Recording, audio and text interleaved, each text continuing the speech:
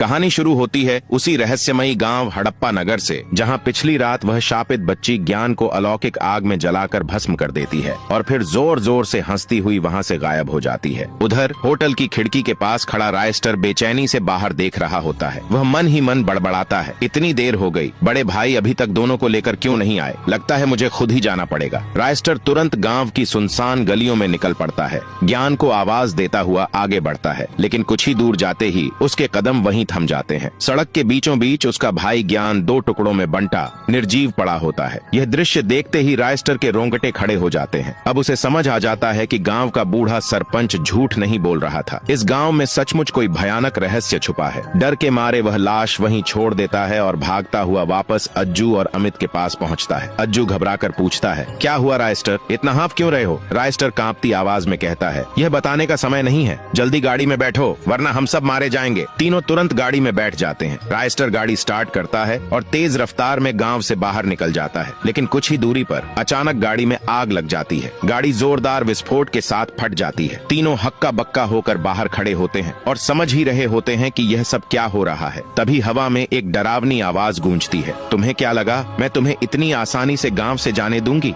ये सुनते ही तीनों की रूह कांप उठती है। डर के मारे वे भागते हुए वापस गांव की ओर दौड़ते हैं। गांव पहुंचते ही अज्जू हाँफते हुए कहता है, अब क्या करें, यहाँ से निकलने का कोई रास्ता ही नहीं दिख रहा। रायस्टर डरते हुए बोलता है, मुझे लगता है आज रात हमें इसी गांव में रुकना होगा। और तीनों भागते हुए वापस उसी होटल में पहुंच जाते हैं। रात के ठीक 2 बजे होटल के कमरे में गहरा सन्नाटा होता है। तीनों उसी घटना पर चर्चा कर रहे होते हैं। तभी अज्जू चुप्पी तोड़ता है, भाई ज्ञान कहाँ है? रायस्टर की आंखें भर आती हैं। भारी आवाज में वह कहता है, क्या बताऊं भाइयों, ज्ञान मारा जा चुका है। ये सुनते ही अमित गुस्से से आग बबूला हो जाता है। ये सब तुम्हारी गलती है रायस्टर, अगर तुम रात को इस गाँव में गाड़ी न रोकते तो आज हम इस मुसीबत में फंसते ही नहीं। वह अज्जू की ओर देखता है, क्यों अज्जू, मैंने सही कहा ना? अज्जू गुस्से में कहता है, अमित अब हम यहाँ 1 सेकंड भी नहीं रुकेंगे। इतना कहते ही अज्जू और अमित रात के घने अंधेरे में होटल से बाहर निकल जाते हैं। गांव की सुनसान गलियों में चलते चलते उन्हें अजीब अजीब आवाजें सुनाई देने लगती हैं। तभी उनके सामने वही छोटी बच्ची प्रकट होती है। वे दोनों उसके पास जाते हैं। क्या हुआ बेटा, इतनी रात को यहाँ क्या कर रही हो? बच्ची कहती है, अंकल मैं 2 दिन से भूखी हूँ, कुछ खाने को दे दो। यह देखते ही अज्जू समझ जाता है कि यह कोई साधारण बच्ची नहीं है। वह जोर से चिल्लाता है, भाग अमित, अपनी जान बचाकर भाग। अमित डर के मारे भाग जाता है, लेकिन जैसे ही अज्जू मुड़ता है वह रहस्यमयी आग में जलकर भस्म हो जाता है और बच्ची हंसते हुए फिर गायब हो जाती है। दूसरी ओर अमित भागते भागते उसी जगह पहुंच जाता है जहां ज्ञान की लाश पड़ी होती है। लाश देखते ही वह अंदर से टूट जाता है। वह बड़बड़ाने लगता है, अब मैं नहीं बचूंगा। तभी वही बच्ची उसके सामने प्रकट होती है और उसे भी उसी रहस्यमयी आग में जला देती है।